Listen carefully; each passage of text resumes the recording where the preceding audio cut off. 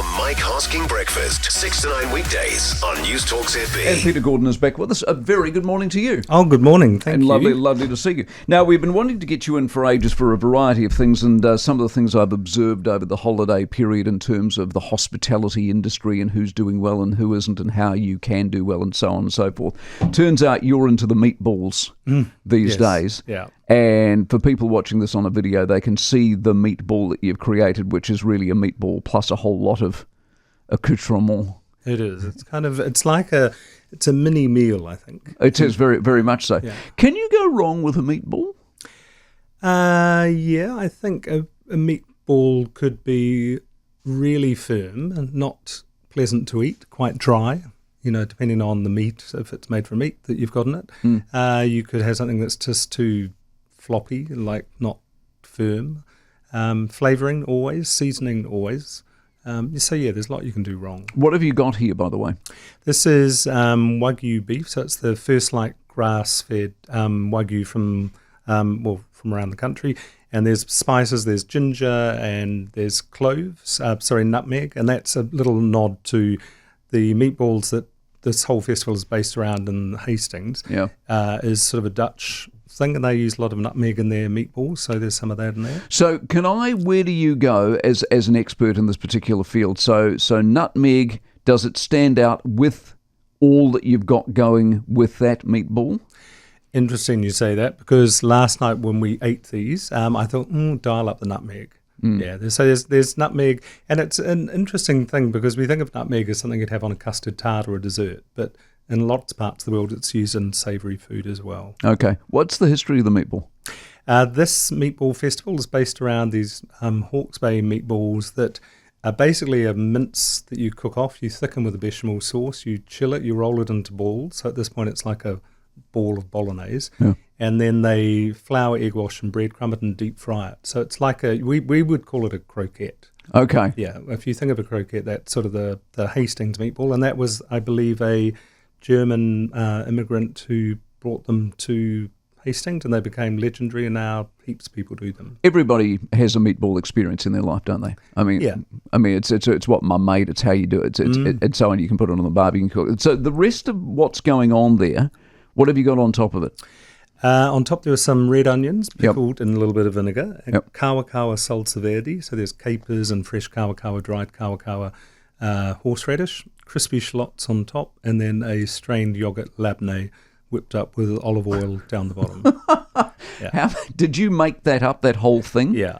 I was thinking, when I was asked to be involved in the Meatball Festival, I thought, what do you do? Well, what else is there going to be? And there are going to be seafood meatballs, there's going to be pork ones, there's some with pawa. So there's going to be a real variety of things. And I thought it's just got to look really pretty, be tasty, and sort of, do a good service, not a disservice. Fantastic. And you're doing this with the young people, so to speak. Yeah, the students from EIT, the technical college there, they're going to be helping me on Thursday and Friday next week. I don't know if this is in your wheelhouse or not, but how many of these institutes are there around the country? I mean, is cooking and wanting to work with food still a big thing? I think, I'm not sure the exact number of colleges around the country doing it, but it seems that numbers have dropped off a little bit, and which is a shame, because we need, hospitality is one of our big earners here, and we export really good kitchen people around the world. Yeah. So it should be a really appealing job. Is part of the problem, because, and we'll get onto your personal circumstances in a moment, but is part of the problem that the whole messaging around hospo these days has become extremely negative? No one's spending and everyone's closed. Well, I don't know that the young people are necessarily listening to that in the way that we probably do, or that people who own a restaurant do. I think it's just, I don't know, there was a period when Jamie Oliver sort of hit the scene, and young people all around the world flocked to become a chef. They were like, oh my goodness, I want to be that guy there. So I think there was the golden period when Jamie was around and people felt, but then what happened was a lot of young people would look at Jamie and go, oh, he became really famous in 2 years' time, I want to do that. It's not happening. So they would drop out. So we had this sort of dropout. And I guess I'm talking about the UK where I was living for a long time. But I don't know, people the restaurant, you could be really negative about the restaurant scene in New Zealand, or you could be really positive and just say, look, there is going to be attrition.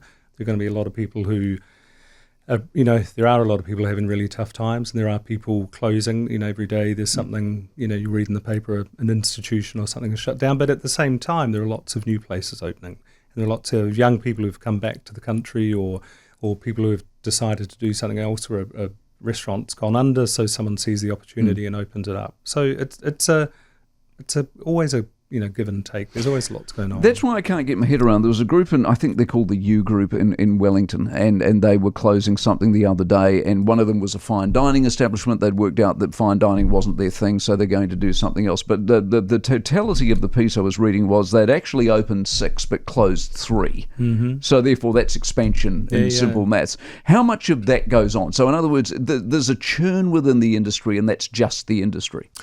It is, but to be fair, I think sometimes I do think that there are too many restaurants. Like, I remember being in Wellington and people would say, "Oh, we've got more restaurants per head of population than New York," and I was like, "Well, in New York, no one really has a kitchen, so that makes sense. But is it going to work, and is it sustainable? And you can't control that. But sometimes you do think there's just a lot of places, and if there were less, they'd all be a lot busier. But of course, that's up to people to decide to take the risk or not. And it is a risky thing. There's a high percentage of restaurants in their first 12 months of opening will close. They won't survive the first year. And is that, in your experience, because of fundamental issues you should have avoided, or things beyond your control that you couldn't have seen coming? I'd say it's a bit of both. I think there are some people who, they've made their friends have told them your roast chicken dinner that we come around every 2 months is really good. You should open a restaurant, and they do, So you get some of that, and you get people, and sometimes it's something else. There's a road blocked, there's a diversion, there's all sorts of things that can affect your business. See, Monsoon Poon, which is for people listening around the country, is a pretty well established and fairly famous restaurant in Auckland, is closing, but they're closing because the building's been sold and the building's going to get bulldozed. So there's not a lot you can do about that. No. So where are you at as one of the great restaurateurs of New Zealand?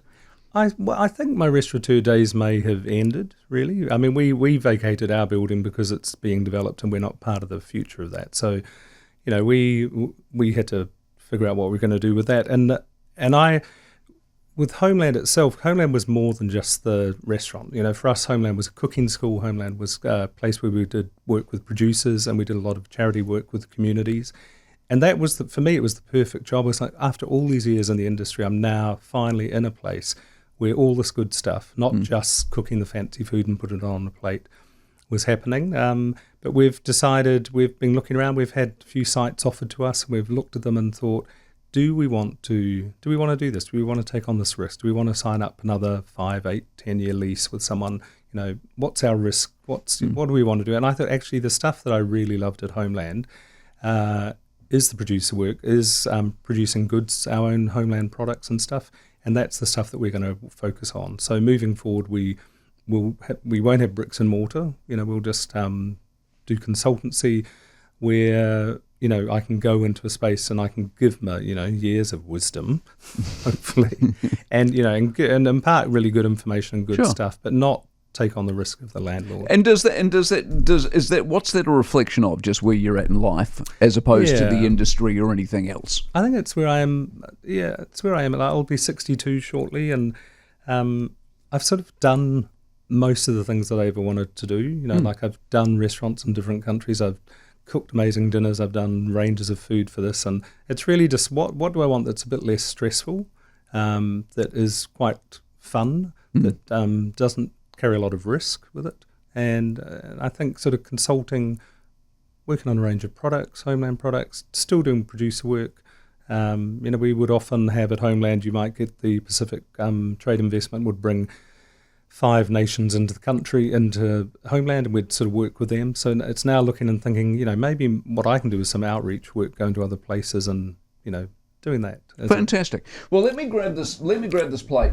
And so I know that the kawa is very you, though, isn't it? That's having eaten at a number of your places over the years. That's your sort of thing, isn't it? Yeah, it's one of our indigenous herbs that you can sort of relatively easily access. And that kawa is from our place our house out at Peahart grows wild everywhere. So, yeah. How long did this take you to make, from woe to go?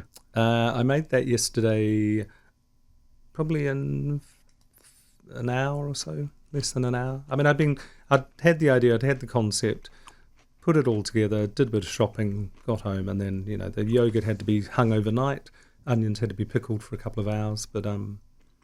That's superb. Oh, thank you. It's just beautiful. What would you charge for that? I think that's probably going to be sort of in the $8 or $9 mark. See, that's a bargain to me for that. Yeah. I mean, that's a school lunch, Peter. Oh, there you go. There you Listen, go. good luck with the festival, and appreciate your advice and insight in the industry as well. Good to talk to you. Oh, thank you, Mike. Always good to talk. The Mike Hosking Breakfast, 6 to 9 weekdays on News Talk ZB.